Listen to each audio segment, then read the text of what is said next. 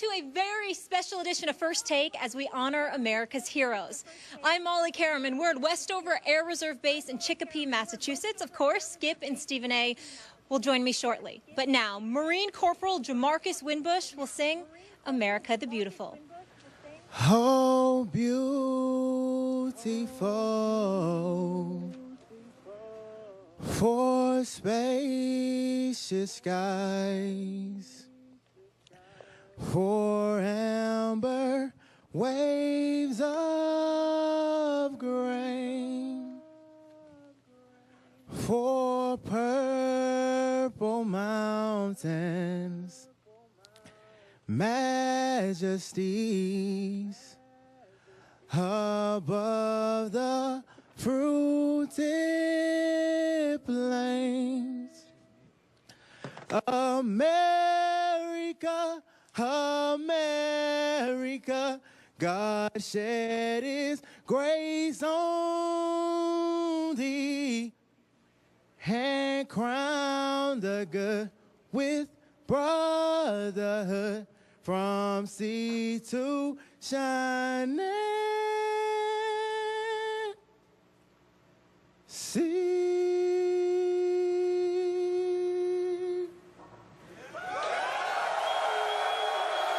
First Take is coming to you from Westover Air Reserve Base in Chicopee, Massachusetts, and we're saluting America's heroes. And now, please welcome Skip Bayless.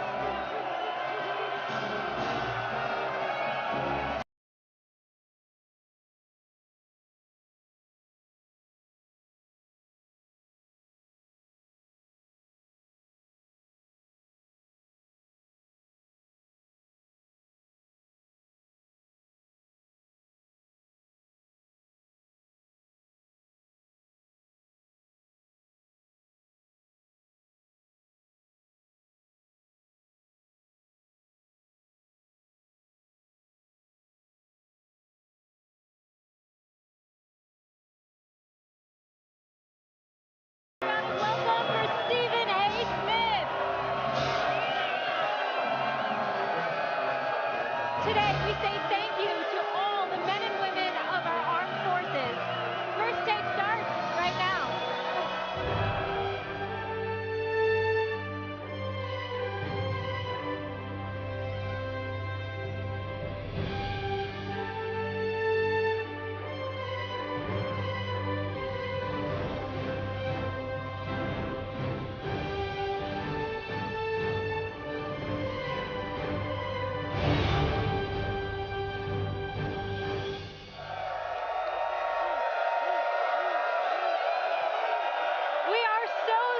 To be here at Westover Air Reserve Base in Chicopee, Massachusetts, and you can hear America's true heroes are here with us, and we are so honored to be here today. What an amazing crowd.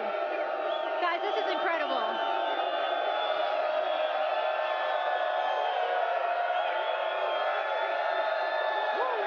Skip, Stephen A. How are we doing? I'm doing wonderful. Yeah? I can't complain. Life is good. It's good to be here. A lot of servicemen and women loving it. It's incredible. You had a good week. You had a good week with your picks there too. I can't hear you right now, Molly. You I can't hear you right now. Because everybody's so excited to have you guys here. But now we can. How are we doing, Skip? Thank you. Yes, thank you. Thank you so much. Thank you. We should be cheering you all.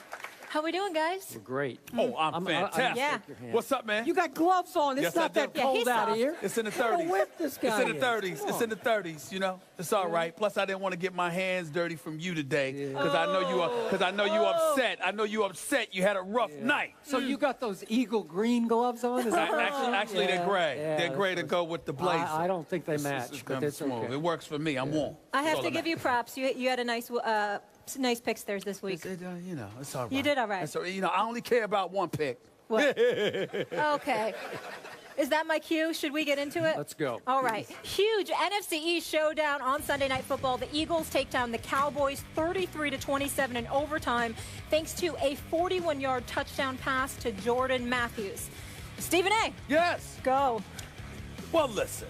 I don't think I will listen. I'm going to tune this out. Selective hearing. You know, I just want to let my brother from another mother, Skip Bayless, Here we know, go. you know, I got love for you, bro. I'm here for you. Yeah. I mean, I know that it was tough watching Jordan Matthews skirt into the end zone like that, especially considering how the Cowboys started off the game. Des Bryant was just balling, a 51-yard reception. You know, in the first quarter, they got out to a 7-0 lead. Cole Beasley doing what he did. What did he have? 9 receptions for 112 yards. He was absolutely spectacular, had 2 touchdown passes. Matt Castle actually looked good until Jordan Hicks with the interception and the 61-yard touchdown return, a pick 6 yet again. Here's what it comes down to. You know, the Cowboys, since Tony Romo went down in week 2, over the 6 games that he has been gone, the Dallas Cowboys are 0-6.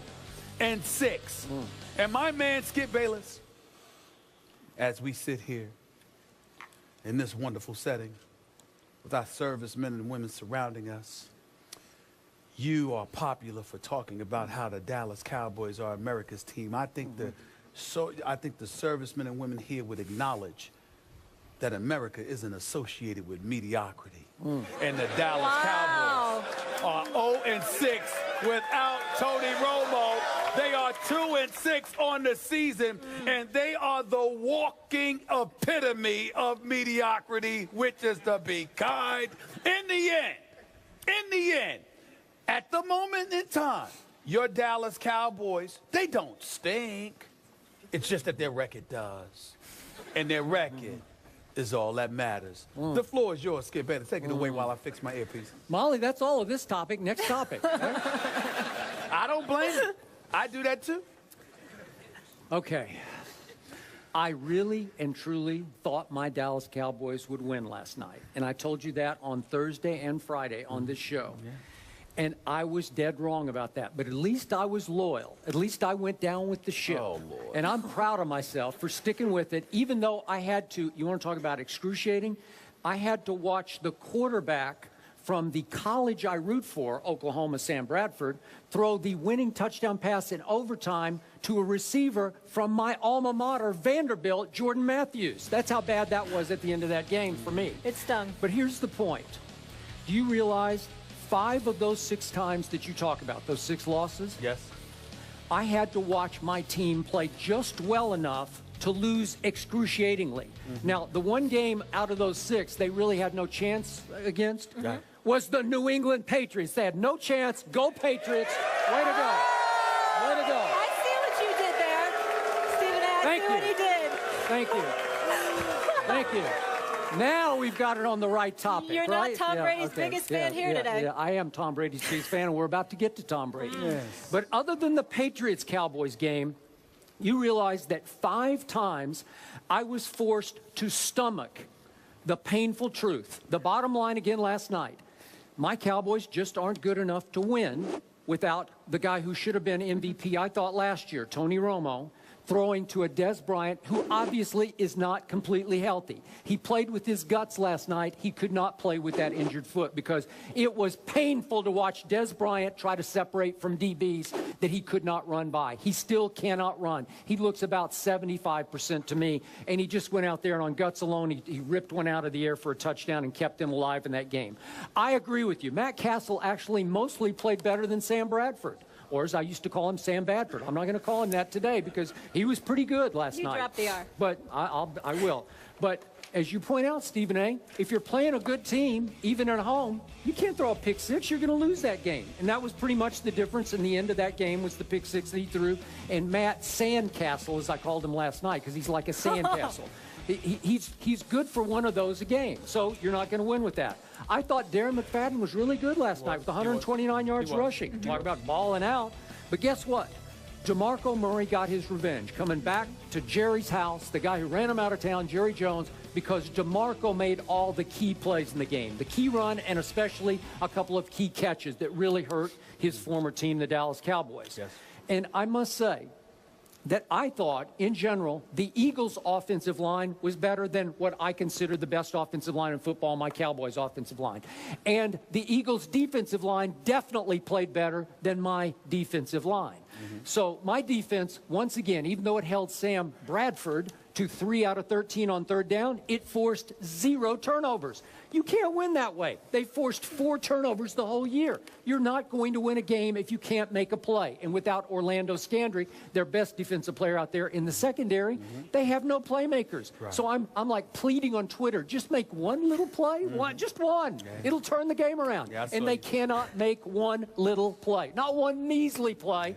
A play, the play, any play, they're not going to make it. So in the end, they hang in, they force overtime against a decent team, and then what happened? They lost the coin flip because the Philly called tails, and it was tails. It always comes up heads, but it came up tails. And as soon as the kid called tails and it came up tails, I said, I'm done. I'm cooked because they're just going to go score. And they did, and I had to sit there all night long and get my guts ripped out one last time. So I'm not giving up. I'm not jumping off this bandwagon. They're nearly dead, but not quite, because they are in the NFC least, and they're still semi-afloat. No team has ever come from 2-6 to make the playoffs ever. They are now 2-6. But I will remind you, RG3's rookie year, what happened? They were 3-6, the Washington Redskins, and they came all the way from 3-6 to win the division and make the playoffs. So maybe if my team can go down to Jameis Winston country and win that game as your Giants did barely yesterday. We won. Thanks That's all that matters. Thanks to Mike Evans' drops. How many balls did he get? I saw your Twitter timeline. I saw him drop at least 3. Okay, thank you very much. So you survived. God bless. Way to go. You got control of the division for the moment, but it ain't over quite yet. Even at 2-6, I'm not going to give up. Keep hope alive. Well, keep hope alive. Keep hope alive. You know, you're not really seeing the big picture of what's transpiring here. So allow me to crystallize it for you. You know, Skip Bayless, when I religiously call the Dallas Cowboys the accident waiting to happen, please understand, let me remind our listeners, our viewers out here, what the deal is. When I talk about the Dallas Cowboys being the accident waiting to happen, I repeatedly state, oh, no, I'm not talking about blowouts. I'm not talking about foregone conclusions. I'm not talking about turning your TV off after the first quarter because they stink. No. What I'm talking about is them constantly teasing you. Right up until the moment you get all hype and your heart gets pumping and you're like, let's go, we can do this. And then all of a sudden, bam, here they go. They just ruin everything for you. They mess up your evening. They mess up your week. They always mess up your holiday. This is what they do. This is what they do. And I said, if you remember, when you picked them to go to the Super Bowl, Skip Bayless, what did I say to you? I said, in my perfect world, I don't want to lose the bet, so I didn't want them to go to the Super Bowl. But in my perfect world, whether it's the NFC Championship game or even a Super Bowl appearance, you got to lead. You're driving down. Everything looks beautiful. And then my dream scenario is an interception, return for a touchdown, and you lose the biggest game of your life. In other words, anything that the Dallas Cowboys can do to tease you is beautiful to me. This is what they do. This is who they are. They haven't won a Super Bowl in 20 years. They've got 3 playoff victories in 20 years. They tease better than anybody in the modern day era. Okay, they're professional teasers. That's what they are. This is what they do. And so it's just a beautiful, beautiful thing, because last night, once again, against an Eagles team that is superior at this moment in time and should have ran away with the game, the Dallas Cowboys were competitive. They nipped and tucked. They fought valiantly. And I sat up there and I said, this game going in overtime. This game going in overtime. And you were scared. I know you. You were scared. That's right. I was. Yeah. And then I imagine. But see, here's the problem. The only downside is I do like to sleep.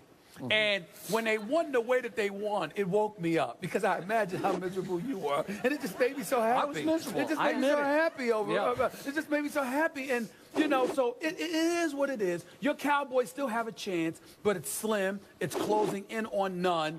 And obviously, Tony Romo's value has elevated exponentially, and he deserves a lot of credit for that. But in the end, he's not available yet, is he? No, not for 2 more weeks. Not November for 2 22nd. more weeks. And by the way, when he comes back, he'll still be rusty. And even though Miami ain't that impressive, that still ain't going to stop Ndamukong Suh and those boys from hitting him. So we got to hope that collarbone's okay. You better hope that they lose next week so they're completely out of it before he comes back. This would be your worst nightmare if they creep back into a playoff spot, right? No, you know what? They're not America's team. But I will tell you this, it is interesting when the Dallas Cowboys are interesting. I don't want them irrelevant like they are now. Yep. I'd like them to be a bit interesting. They might get interesting. Me. They might. Yep. They might. But Well, here's the again, bottom line. Then again, they that even probably you won't. have admitted several times on this show. If Tony Romo and Des Bryant had stayed completely healthy, the Dallas Cowboys would be running away Easily. with the division. I will give you that, You're too. absolutely right. Thank You're you. absolutely right. But I continuously tell you, my prognostications about the Dallas Cowboys isn't based on their talent. I said something will go wrong because they're the Cowboys. And sure enough, it does repeatedly. Congratulations. Thank you. This is the Cowboys' longest losing streak since Troy Aikman was a rookie. Let's move on. I'm sorry, what year was that? I'm sorry. That was about 26 years ago. 1989. First year Jerry Jones took over. And then what happened in a couple of years? They won 3 out of 4 Super Bowls. Well, even Our like- encyclopedia to Even my I left. rooted for them because I'm a Michael Irvin and Emmitt Smith fan. So, I We mean, know you're a fan of a lot of things. We'll get to there your we go. teams later. There we go.